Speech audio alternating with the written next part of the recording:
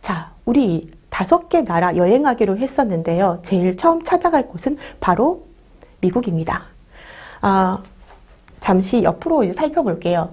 미국에서 우리가 가볼 곳은요, 스미소니언 박물관, 펜실베니아 대학교 박물관, 그리고 책 한 권은 조선의 놀이라는 책이 되겠습니다. 이곳을 여행하려면요, 한 인물에 대해서 우리가 알아야 되는데, 바로 로버트 슈펠트 제독입니다. 로버트 슈펠트 제독은요, 조미 수호 통상 조약을 1882년에 맺게 된 전권 대사였었습니다. 이분은 사실 이번이 첫 번째 방문은 아니었습니다. 첫 번째 방문이 언제였냐면요, 1866년. 제너럴 쇼모노 사건 혹시 기억하시나요? 제너럴 쇼모노가 대동강을 따라서 평양에 도착을 합니다. 그런데 이 사람들이 평양 사람들을 공격을 하게 되죠. 그래서 화가 난 백성들이 제너럴 쇼모노에 불을 지릅니다. 제너럴 쇼모노가 사라지게 되자 로버트 슈펠트 제독은 그 배를 찾아서 움직이다가 함경도에 잠깐 머물렀었다고 해요. 그런데 아무런 성과 없이 돌아갑니다. 그리고 80년이 되었을 때 부산에 도착을 하게 되는데 일본의 도움을 받아서 동래 부사에게 통상을 요구를 했었어요. 하지만 실패하죠. 일본이 아닌가? 그럼 어디로 가야 될까요? 네, 청국으로 갑니다. 청국으로 가서 지금 보이는 이홍장의 도움을 받습니다. 그래서 82년 조미 수호 통상 조약을 맺을 수가 있었던 거죠. 조미 수호 통상 조약에 좋은 점과 나쁜 점이 있습니다. 먼저 좋은 점을 얘기를 하자면요, 관세 자주권을 확보했다. 라는 것과, 그리고 나쁜 점은 바로 최혜국 조항이 들어간 거죠. 어떤 나라에서 좋은 특혜를 받으면 다른 나라와 그 나라와 똑같은 혜택을 받을 수 있게 한 것이 바로 최혜국 특혜가 되겠습니다. 자, 그러면 이 로버트 슈펠트 제도과 관련된 국기를 하나 지금 보여드리고 있는데요.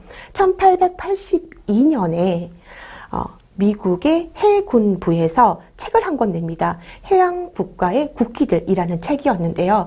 이곳에 나타난 그림이 있습니다. 코리아라고 되어 있죠. 아마도 이 태극기는 고종이 언급했었던 그 태극기와 동일한 것 같아요. 태극과 사괴를 이용한 국기를 만들라고 고종이 주문을 했었거든요.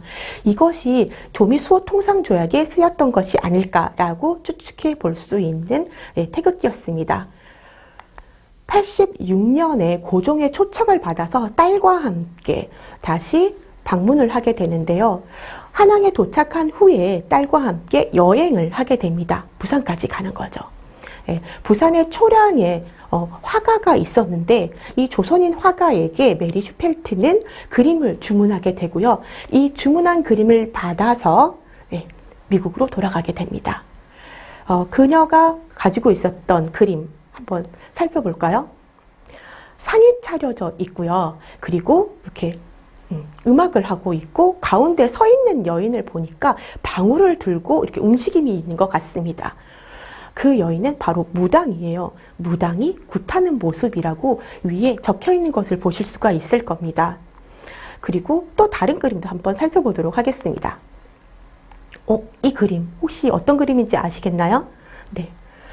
상을 당한 분이죠. 그리고 제사를 지내는 모습이 될 텐데 기산 김중근은요, 이 그림으로 인해서 초량에서 활동했다라는 것을 알 수가 있습니다.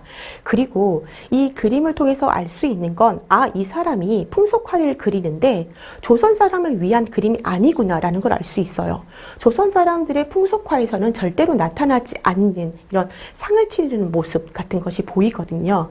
이 그림을 이런 장면을 궁금해할 사람들은 그때 개항장에 있었던 외국인들이었을 겁니다.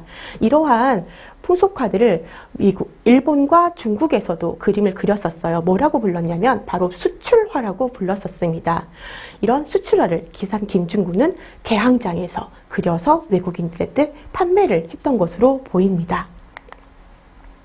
스미소니언 박물관에서는요, 이 병풍이 보여집니다. 이건 기산 김중근의 작품은 아닙니다. 고종이 로버트 슈펠트에게 선물했던 병풍인데요. 자수 병풍으로 10폭짜리 병풍이 지금 남아 있습니다. 1895년 시간이 이렇게 훌쩍 지나가게 되는데요. 스튜어트 큐린이라는 분이 책을 한 권 씁니다. 그 책의 제목은요, 조선의 놀이라고 되어 있어요. 펜실베니아 대학교 박물관의 관장이기도 했던 스튜어트 큐린은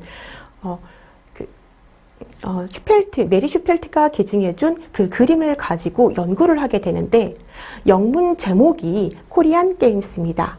그리고 밑에 아래에 보면은 일본과 중국의 그림과 비교를 했다고 되어 있는 걸 볼 수가 있어요. 그러면 책의 한 장면으로 들어가 보도록 하겠습니다. 조금 익숙해진 그림 아닌가요? 기산 김준근의 풍속화입니다. 이 기산 김준근의 풍속화를 보니 얼음이 얼어져 있어요. 그리고 아이들이 춥지만 모자도 이렇게 쓰고 팽이를 돌리고 있는 모습을 볼 수가 있는데요. 이 팽이 치는 모습, 아이들이 팽이 치는 모습을 먼저 기산 김준근의 그림으로 보여주고요. 그에 관련된 글들이 또 있습니다. 그리고 특이한 게 바로 이 장면인데요. 어느 나라의 팽이인가요? 네, 일본의 팽이입니다. 그리고 일본의 팽이를 가지고 노는 모습까지 이렇게 사파에 첨부한 것을 볼 수가 있습니다. 메리 슈펠트가 이 놀이를 어떻게 하는지 방법은 몰랐을 거예요. 그런데 1895년 이 책이 나왔잖아요. 1893년에 어떤 일이 있었냐면요. 시카고 만국박람회가 있었습니다. 시카고 만국박람회에 바로 우리나라의 악공 10명과 우리나라의 관리 3명이 미국을 찾게 되는데요. 그리고 국내에 미국에 있었던 유학생 2명이 이곳에 같이 있게 됩니다. 미국의 악공의 음악을 들으면서 그 당시 미국의 대통령이 극찬을 했었다고 전해집니다. 하지만 여비가 모자라 6개월 동안의 기간을 못 채우고 악공들은 재빨리 다시 한국으로 돌아오게 되고요. 큐리는 여기에 유학생을 만나게 됩니다. 이 유학생, 한국어도 능하고 영어도 능한 이 사람과 인터뷰를 통해서 이 놀이가 어떠한 놀이인지, 어떤 때 놀이를 했는지 이런 것들을 알아낼 수가 있었던 거죠. 그래서 나온 책이 바로 조선의 놀이가 되겠습니다.